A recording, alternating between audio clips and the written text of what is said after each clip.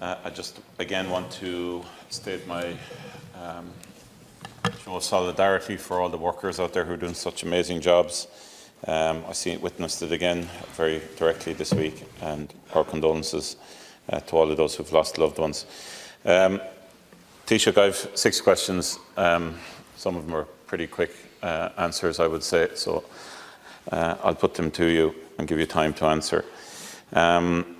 I want to start by actually complimenting you, which is kind of rare in this House. It's not always that governments listen to opposition and take on board what they're saying, but I have seen evidence, whether it is directly in here or through committees or through direct conversations with some ministers, and I say some in inverted commas, that suggestions have been put forward and have been taken on board. So I welcome that.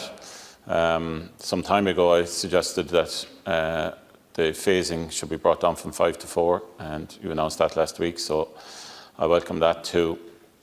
I also believe that the roadmap which my former employers in Fáilte Ireland brought out during the week, to be fair, they made a good stab at it. It's not their fault, but it's unimplementable and not viable for most businesses. Tens of thousands of people are depending on that changing by the 29th.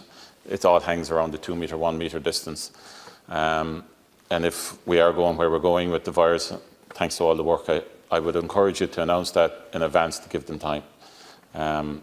Same with personal services as regards hairdressing and everything. I believe that we're very much dependent on the 2 metres to 1 metres in relation to that whole sector, that whole industry, the tourism industry, hospitality industry. So I would encourage you to do so and give them time to prepare. So that's my first question. Will you just consider that? Second, while you're in the listening mode, 2 more questions. Flu vaccine. I've asked this before. I'm strongly encouraging you and asking you to consider, that's all I'm doing is asking you to consider, that in the coming calendar year, this may be for 2 years, but particularly as a one-off for this year coming, that we give the flu vaccine to everybody for free. It's working out at about 10 million per 500,000 people extra. It would depend on how many people take it up. Obviously, we need to ensure that those working professionally in the health service need to take the flu vaccine. But we can't face into the flu vaccine and the COVID situation potentially together. So please just, I'd be happy enough if you consider it. I think everybody in the House would support this. I don't think, I think it's just common sense. So I would encourage you to do so. Also, in relation to face masks, it's been a disaster, absolute chronic disaster, the commentary coming out of it. Whether it was NEFIT, whether it was all the various different very eminent people who are experts in disease control, etc., but it's been a disaster. And my colleague Duncan Smith has raised the issue of giving communication to everybody in the country, and I believe you should do that too. Workers need to be respected. Nobody should be getting on public transport without a mask now, full stop. In retail, people should be wearing masks. Protect the workers. They deserve respect and to be protected. So once-off communication to everybody in the country with samples or examples of masks. In Catalonia, everyone in the pharmacy can get one for free, and then they can buy one for less than €1 on top of that. So please consider that too. In relation to the health service in general, last week you said that the board of the HSE would be passing the new plan for non-COVID healthcare, which I've been raising here now for 5 to 6 weeks. We still don't have a plan, Taoiseach. It's not acceptable. This is actually the biggest issue in our country at the moment. People, Ireland Thinks has pointed out that 1 in 3 people are not going to appointments, are not going to the doctor until a point after they feel they can in relation to COVID. So where is it?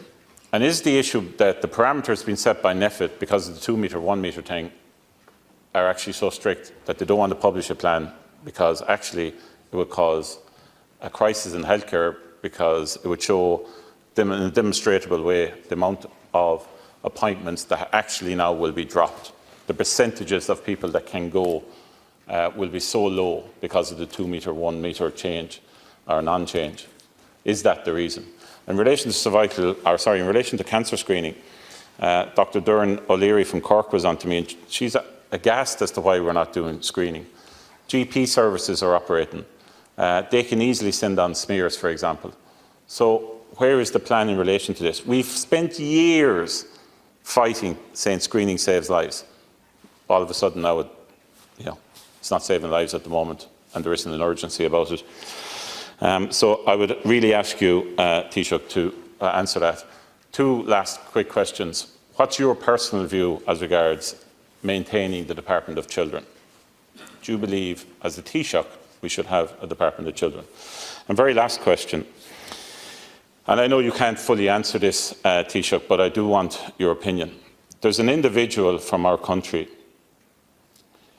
who has, according to the High Court, is a very senior figure in organised crime on a global scale, and according to CAB, has controlled and managed operations of the Kenyan organised crime group for some time. He's now rebranded himself in the Middle East as a boxing promoter, and one of the most famous individuals involved in that has described him as a smart, able and honest man. Taoiseach, our country has to intervene here. We have to, through the Department of Foreign Affairs, intervene with the UAE in relation to this individual. We owe it to the victims of such a cartel. Our country needs to do this and needs to do it today. We also need to communicate very strongly with certain sports broadcasters and certain sports companies and other companies involved in this. This is an important juncture, Taoiseach, and I would ask you, through the Department of Foreign Affairs, through the Minister for Foreign Affairs, to highlight how important this is for us because of the parasitical criminal activities of this individual and all associated with him. Thank you. Thanks, Deputy, and thanks for raising that matter. I don't want to say too much about it, but I have to say I was rather taken aback to see Tyson Fury in his video the other day, and just dropping in that name that you mentioned, as if this was not somebody who has quite a checkered history in this state and elsewhere. And while I can't comment on any particular Garda operation, I can certainly assure you that there has been contact between the Department of Foreign Affairs and the authorities in the United Arab Emirates about that matter. In relation to the 2 metre, 1 metre issue, I think, as I mentioned before, everyone acknowledges that 2 metres is better than 1. 1 metre or more gives you about 70% protection, closer to 95% when you go to 2. But we also appreciate that there are certain circumstances where that may not be viable. And particularly when the virus is now so successfully suppressed in our community, it does allow us to re-examine that. And NEFID is doing some work on that in consultation with us now. On the flu vaccine, the Minister of Health has already announced the biggest expansion ever of the flu vaccine programme. Children will get it this autumn, for example, many more vulnerable groups, and we will consider the Deputy's proposal of making it universal. I haven't seen the merits and demerits of that, but it's something we're considering. On face masks and face coverings, I think the advice is very simple. The advice is that you should wear a face mask or a face covering when you're using public transport or when you're in a crowded indoor place, like a supermarket, for example. You should be aware that it's not a magic shield. It's not an alternative to physical distancing or hand washing or any of those other things, but it can help in terms of additionality, and you should wear it properly. Wash your hands before you put it on, cover your nose and mouth, and don't wear it around your neck like a scarf. It's a mask. So I think we will need to launch a new public information campaign to reinforce that even more.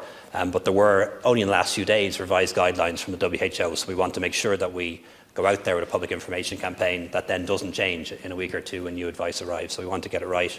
My understanding from the Minister for Health is that screening will resume over the summer, starting with smear taking and cervical screening, but that is not yet confirmed, but that's certainly the intention. And finally, on the Department of Children, this is a department that was established by my party and indeed yours when we formed the government in 2011. It has been a positive and progressive development, ensured that the rights of children are now enshrined in the Constitution. Mandatory reporting became a reality. TUSLA was established, and also the National Childcare Scheme was implemented. So I think it has been a good thing that we've had a Department of Children, I do also bear in mind, though, that any time you create a new department, it comes at a cost. And the Department of Defence ceased to be a standalone department as a consequence, and the Community, Rural and Gaeltacht department disappeared. And there were negative consequences to that. So one of the constraints that anybody works under our Constitution is you can have any number of departments, but you can only have 15 senior ministers.